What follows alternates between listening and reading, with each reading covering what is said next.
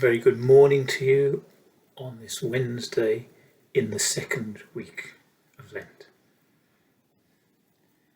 And the title of this reflection this morning is God's Gifts, Not Ours. And I'll be talking about the poet and theologian from the 17th century called George Herbert. Our situation predicament today in this time of pandemic, it could be argued, is a time of hardship. It is, however, I think also a time of great creative flourishing. And we might ask in this time where God stands in all of it. And I don't think our time in this 21st century is any different from past moments in human history.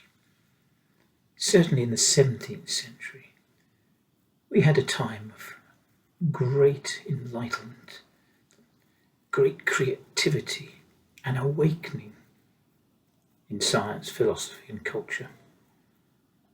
Yet there was desperate plight as a result of recurrent surges in diseases such as the plague or smallpox. And there was also a series of failed harvests which led to famines, which were the result of a so-called Little Ice Age. The initial Christian Reformation had passed, but on the ground there was a mosaic of religious tendencies and sadly considerable hostile religious persecution. The situation on the ground made many theologians, writers and poets to contemplate where humanity stood with regard to the wider cosmos and its creator God.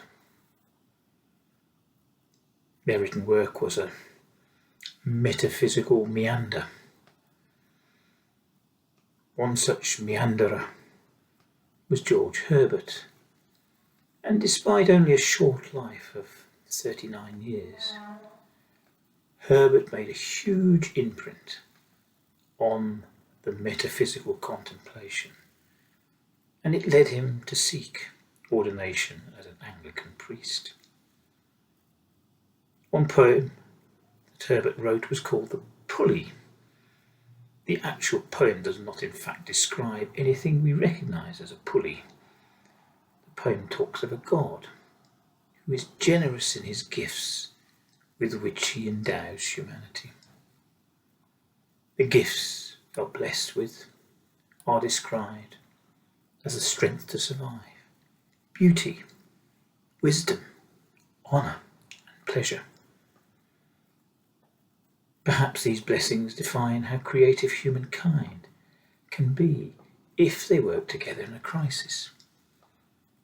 I suppose we could see a pulley as the definition of a great result of the utilisation of gifts given to humanity and our making light work of a situation at a time of great toil.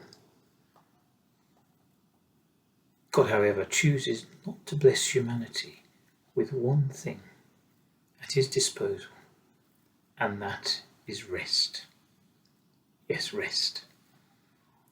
The poet argues that God is afraid that if he gives us the power to idle or to lazy, we will sit and marvel at what we can do and call it work of ours and not of God's.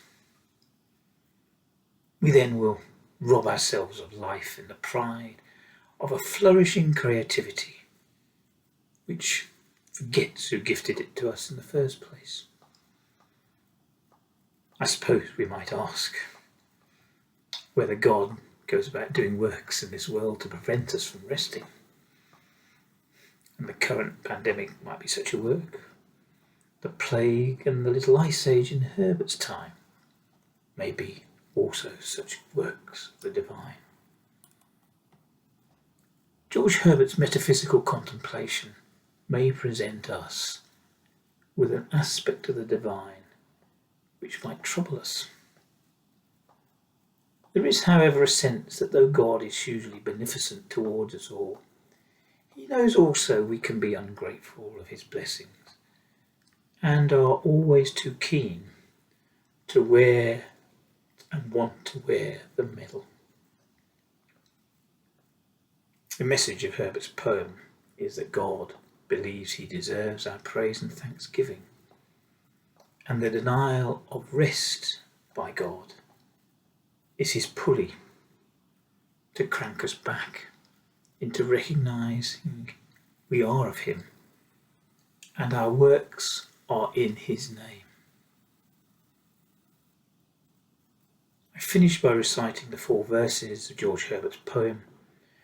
We then will hear one of Herbert's great hymns, King of Glory, King of Peace, to the tune Gwachmai. The Pulley by George Herbert. When God had first made man, having a glass of blessings standing by, let us, said he, pour on him all we can. Let the world riches which dispersed lie contract into a span. So strength first made a way, then beauty flowed, then wisdom, honour, pleasure. When almost all was out, God made a stay, perceiving that alone of all his treasure, rest in the bottom lay. For if I should, said he, bestow this jewel upon my creature, he would adore my gifts instead of me, and rest in nature, not the God of nature. So both should losers be. Yet let him keep the rest, but keep them with repining restlessness.